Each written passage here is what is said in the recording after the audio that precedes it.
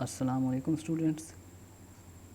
आज हम नेक्स्ट कुछ क्वेश्चन करते हैं। पिछले लेक्चर में देखे हमने 33 तक हमने पढ़ लिए थे क्वेश्चन, तो आज हम 34, 35 और 36 को डिस्कस करते हैं। 34 में देखें, सबसे पहले क्वेश्चन नंबर 34 में पॉपुलेशन दी हुई है, लेकिन पॉपुलेशन अब थोड़े डिफरेंट तरीके से दी हुई है। Population in terms of probability distribution दी हुई है, मतलब x की वैल्यूज़ हैं और साथ ही हर वैल्यू की प्रोबेबिलिटी दी हुई है।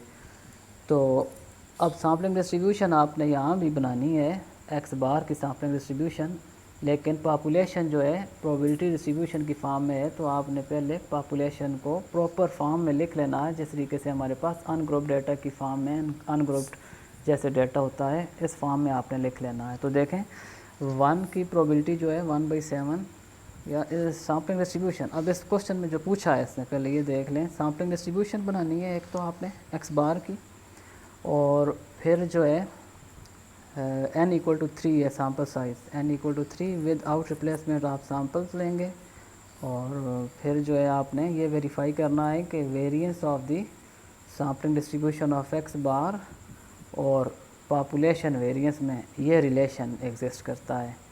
ठीक है, विदाउट रिप्लेसमेंट के केस में ये जो प्रॉपर्टी है ये वेरीफाई करनी है। तो ये हमने दो काम करने हैं, लेकिन उससे पहले जो है पॉपुलेशन को आप स्टैंडर्ड फॉर्म में लिख लें। मतलब ये है कि जैसे 1 की प्रोबेबिलिटी 1/7 है तो 1, ठीक है, 1 को 1 टाइम, 2 को 3 टाइम्स और 3 को 2 टाइम्स। सॉरी, ये 3 को 2 टाइम्स आपने लिखा, 1 2 3 और 4। तो ये प्रोबेबिलिटी होती है कि जितनी दफ़ा रिपीट हो रही है वैल्यू, उतनी दफ़ा आपने उसको लिख लेना है। आप सैम्पल्स बना लें, और ये काम तो पहले भी हम कर चुके हैं।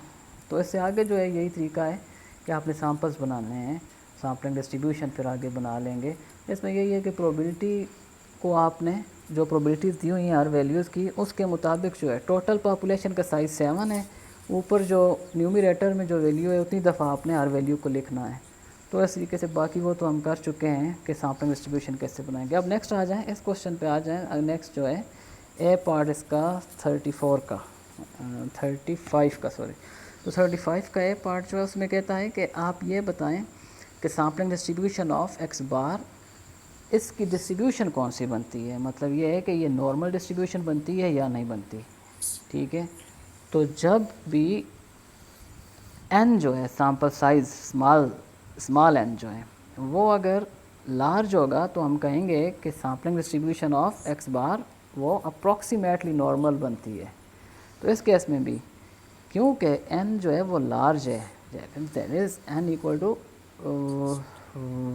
है, 60 या 100 है, n = 100 है, इसलिए हम कहेंगे कि n लार्ज है। लार्ज का मतलब ये हम लेते हैं कि n अगर 30 से ग्रेटर हो, 30 से ज़्यादा हो अगर, तो हम उसे लार्ज कंसिडर करते हैं, उससे हम समझते हैं कि ये लार्ज है।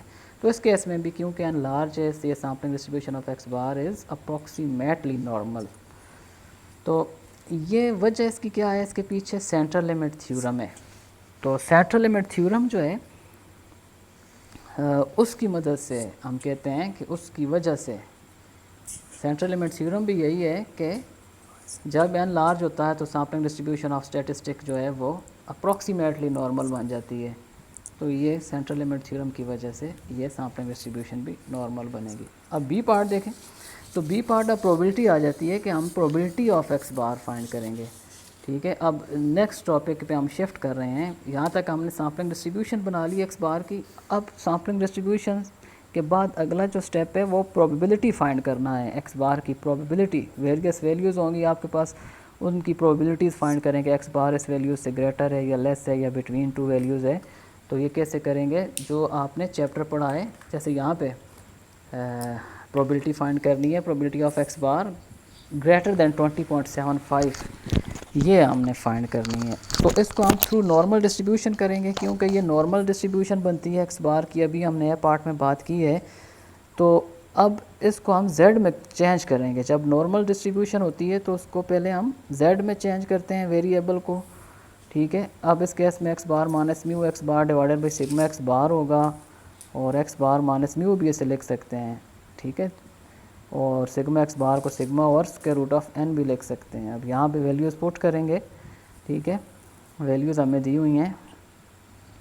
तो जो चैप्टर 9 में हम ये टॉपिक पढ़ चुके हैं, पार्ट 1 में जो है, थर्ड ईयर में हमने चैप्टर 9 जो है नॉर्मल डिस्ट्रीब्यूशन का, वहाँ पे हमने ये पढ़ा है। तो ये उसकी रिवीजन है, यहाँ से थोड़ी सी ये टॉपिक आ जाता है। तो ये वेरिएबल की वैल्यू 20.75 एक्स बार माइनस म्यू की वैल्यू 20 है, सिग्मा की 5 है, एन 100 है, स्क्वायर रूट ऑफ एन।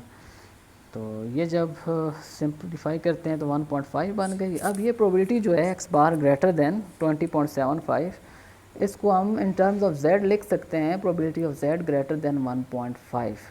तो ये प्रोबेबिलिटी फाइंड करने के लिए हम ये कर्व बना लेते हैं कि ये लोकेशन क्या बनती है कि z ग्रेटर देन 1.5 कौन सा एरिया बनता है। ये z एक्सिस, ठीक है, और ये सेंटर में 0 होता है z, और यहाँ पे देखें ऑलमोस्ट यहाँ पे 1.5 है z की वैल्यू। तो इससे ग्रेटर ये एरिया चाहिए हमें, जो मैंने ये डैश लगाई हैं।